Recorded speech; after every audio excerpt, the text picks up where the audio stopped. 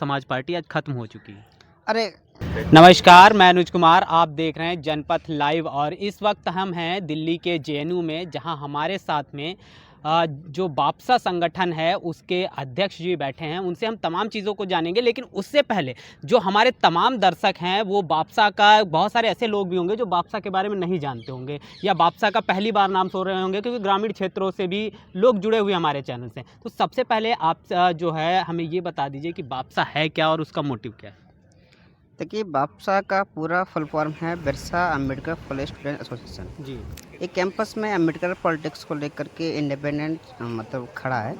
2016 में 14 में बापसा बना था। जी उसके पहले कैंपस में तमाम संगठन थे, लेफ्ट राइट पॉलिटिक्स। जी वो सिर्फ उनका ये उद्देश्य था कि किसी भी तरह के इनके वोट लेना है, इनके मुद्दे पर राजनीति करना है। लेकिन एक्चुअली जो मुद्दे थे साइडलाइन रहते थे।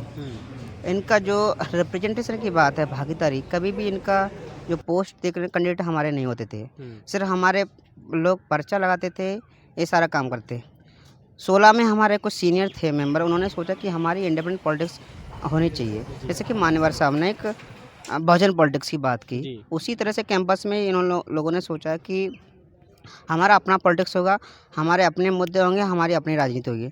हम इनके पिछलग्गू इनके फॉलो नहीं करेंगे। इस तरह 2014 में बापसा का फॉर्मेशन हुआ। बापसा सारे जो ऑपरेश कम्युनिटी का बापसा का स्लोगन है, इसमें बहुजन कम्युनिटी कहते हैं कि SC ST OBC minority LGBTQ और डिसेबल कम्युनिटी। बापसा एकमात्र ऑर्गेनाइजेशन है डिसेबल्ड और माइनॉरिटी और SC ST OBC के मुद्दों को काफ़ी जोर तरीके से मतलब उठाता रहा है। रिसेंट में देखोगे बापसा में डिसेबल कम्युनिटी का, तो कोई भी संगठन कैंपस में नहीं जो डिसेबल कम्युनिटी में बात करता हो। बापसा ना सिर्फ बात करता, टोकनिज्म बात नहीं करता, वो रिप्रेजेंटेशन भी दिया है बापसा ने। पिछली बार बापसा के ऑफिस बेरर में टॉप 4 पोजीशन में बापसा थे। इस बार हम देखो, हम भी एक डिसेबल कम्युनिटी आते हैं। तो बापसा ऐसे टोकन यूज़ नहीं करता। बापसा बोलते कि तुम्हारा अपना पॉलिटिक्स है, अपनी बात खुद तरीके से है। ये पैट्रनाइज नहीं करेंगे तुम्हारे मुद्दों को, ये बताएंगे कि हमें आपके मुद्दे उठाने हैं। तो बापसा के एक इंडिपेंडेंट पॉलिटिक्स की बात करता है। तो जिस तरीके से बापसा जो है इंडिपेंडेंट पॉलिटिक्स की बात करता है, लेकिन इस वक्त हम जेएनयू में बैठे हुए हैं और जिस तरीके से देखा जाए पिछले कुछ 10 सालों के अंतर्गत जो SC ST या माइनॉरिटी का जो स्टूडेंट्स हैं उनके ऊपर एक जो है एट्रोसिटीज़ के मामले जो हैं ऐसे डिग्री कॉलेजेस या यूनिवर्सिटीज़ में बढ़े हैं, उसको लेकर जो बापसा है उसका क्या स्टैंड है। देखो, अब ये देखते हैं कि 16-17 के बाद ये मुद्दे काफ़ी मेन स्ट्रीम में आए हैं। इसका एक वजह रहा है, देखो रोहित वेमुला हैदराबाद यूनिवर्सिटी सुसाइड किया था। पहले वो SFI में था, लेकिन उसके बाद मतलब कोई आवाज़ नहीं सुनी गई। बापसा ने उस मुद्दे को लीड किया, एक नेशन वाइड मूवमेंट, लेकिन हीरो कोई और बन गया। उसके बाद फीस इंस्टीट्यूशन डिस्क्रिमिनेशन बापसा लगातार आवाज़ उठाता रहा, कैंपस के लेकर के बाहर भी। तो ये मुद्दे हैं जो मेन स्ट्रीम में आ रहे हैं ना, वो हमारे वजह से आ रहा है कि हम इसको लीड कर रहे हैं। रिजर्वेशन को लेकर कोई बात नहीं हुई अभी तक, बापसा इसको लीड किया। फी हाइक का मुद्दा हुआ, बापसा ने लीड किया। और भी तमाम मुद्दे हैं जो बहुजन कम्युनिटी को इफेक्ट करते हैं, वो अदर पॉलिटिकल साइड कर देते हैं। तो उसको बापसा मतलब पुरजोर तरीके से उठाता आ रहा है। तो बापसा का स्टूडेंट पॉलिटिक्स को लेकर क्या स्टैंड है। स्टूडेंट पॉलिटिक्स का मतलब आप क्या ये यूनिवर्सिटीज़ में चुनाव लड़ता है या इस पर क्या उसका स्टैंड रहेगा कि चुनाव किस तरीके से लड़ना चाहिए, या जो तमाम जो क्योंकि छोटे छोटे संगठन जो हैं बहुजन समाज के भी यूनिवर्सिटीज़ के अंदर बन गए हैं, तो उनको लेकर क्या स्टैंड रहेगा, क्या उनको एक करने का कोई प्रोग्राम चल रहा है बापसा की तरफ से। देखो, बापसा का अगर प्रोग्राम की श्रृंखला देखोगे तो इसमें हम एक डाइवर्सिटी को इंक्लूड करते हैं। इसमें हमारा स्लोगन ही है ऑपरेस्ट यूनिटी।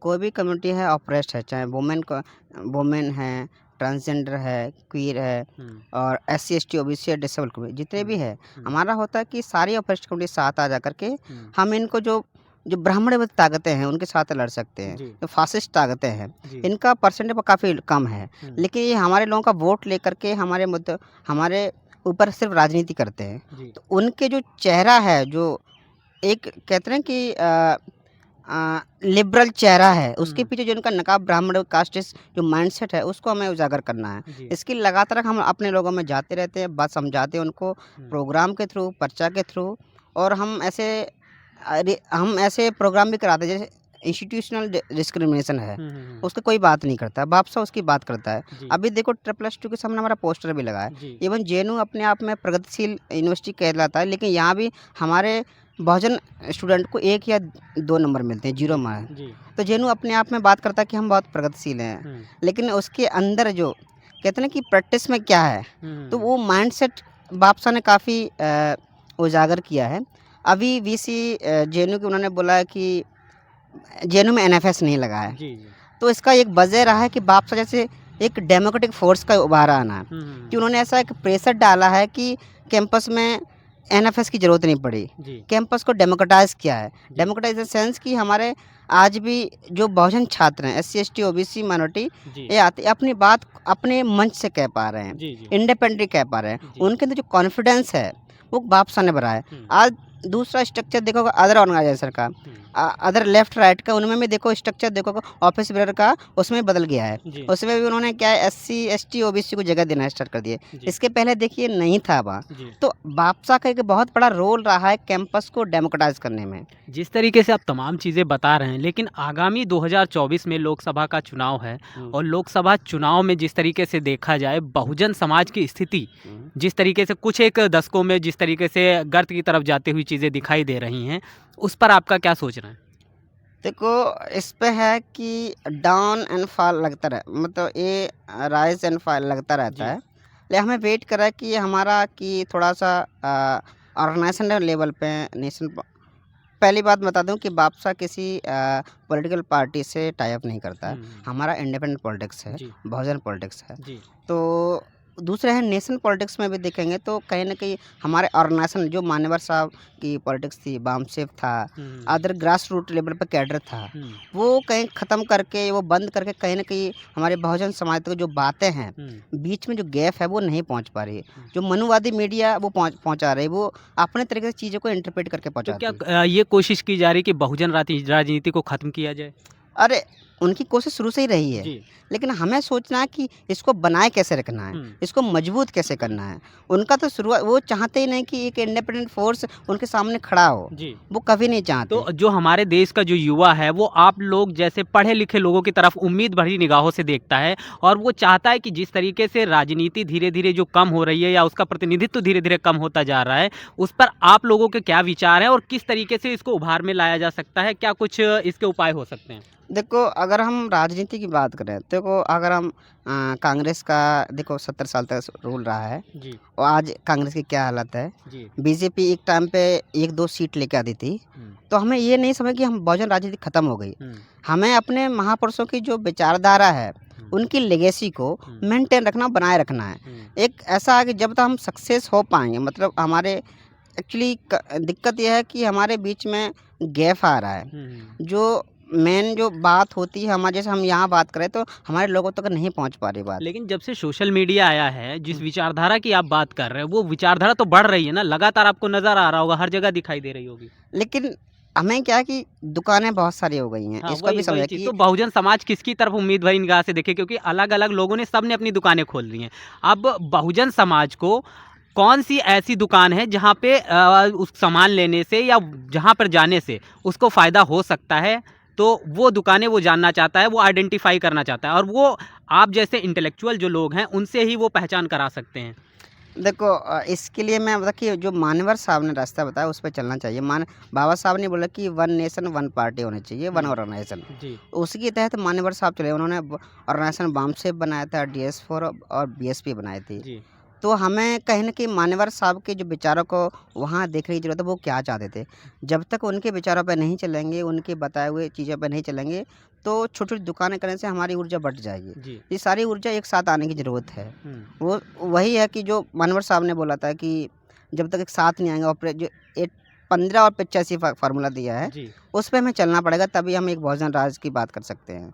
तो क्या उस 85% की जिस 85% की बात मान्यवर कांसीराम साहब करते थे, क्या उसको 85 जगह ही बांट दिया गया है? एक्चुअली हमारे यहाँ की जो बहुजन समाज है, जो जोड़ता है कि लीडरशिप का एक बहुत बड़ा रोल था, होता है ना कि बोल सकते थोड़ा सा कि कमी आई है हमारे मूवमेंट को लेकर के। जो इसमें कहीं ना कहीं एक एक लीडरशिप का भी थोड़ा-थोड़ा कहीं रोल कह सकते हैं कि यहाँ जो जुड़ाव है लोगों को कि जिस तरह से हमारे महापुरुषों ने जोड़ा है, तो उसमें कहीं न कहीं कमी आई है। जी। तो क्या लीडरशिप तो लगातार निकल रही है और लीडरशिप निकल रही है इस बहुजन समाज से, तभी तो अलग-अलग राजनीतिक पार्टियाँ बन रही हैं। लीडरशिप निकल लेकिन कई ध्रुव में निकल रही है जी। ना, हमें एक ध्रुव एक सेंटर में तो चाहिए ऐसी कि कौन सी लीडरशिप है जो बहुजन समाज का उत्थान कर सकती है? देखो इसका तो हम किसी पर्टिकुलर नाम तो नहीं ले सकते कि जी। कौन से लीडर लेकिन मैं बोलूँगा कि एकमात्र एक जो बहुजन समाज पार्टी है इस जी। तरह से, जी। तो उसकी जो विचारधारा रही है, हुँ। हमें ऐसी तरीके से हमें ज़रूरत है इस तरह से विचारधारा की जो हमारी इंडिपेंडेंस पॉलिटिक्स और इंडिपेंडेंट राजनीति हमारे महापुरुषों के बताए हुए रास्ते पे चल सके। इस तरह से हमें उनके साथ आना चाहिए। आप बहुजन समाज पार्टी की जिसकी बात कर रही हो, तमाम बहुजन समाज के लोग बताते हैं कि वो बहुजन समाज पार्टी आज खत्म हो चुकी है। अरे!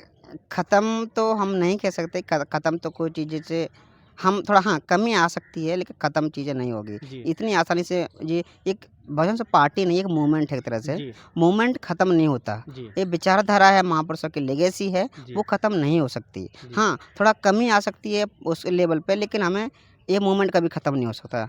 तो जिस तरीके से देखा जाए हमारे साथ में बाप्सा के अध्यक्ष जी प्रमोद कुमार जी थे और उन्होंने तमाम चीज़ों को बखूबी स्पष्ट कर दिया है और इशारों में इन्होंने उस मेन दुकान की तरफ इशारा भी कर दिया है जहां बहुजन समाज अगर एकमुश्त होकर जाता है तो कहीं ना कहीं आने वाले समय में बहुजन समाज एक बड़े जो जिस तरीके से कहा जाता है कि अपना बिजनेस डेवलप कर लेता है या अपने उत्थान के रास्ते खोल लेता है, वो रास्ते भी खोल सकता है। तो बहुत बहुत धन्यवाद सर आपका। हमारी जो जनता है जो देख रही है आपको, उसको आपकी इन बातों से बहुत ज़्यादा हेल्प मिलेगी कि वो उसको किस दुकान पे जाना चाहिए। बहुत बहुत शुक्रिया आपका हमारे चैनल पर जुड़ने के लिए। इसी तरीके की तमाम वीडियोज़ देखने के लिए हमारे चैनल पर बने रहिएगा जनपथ लाइव के साथ। तब तक के लिए जय भीम, जय भारत।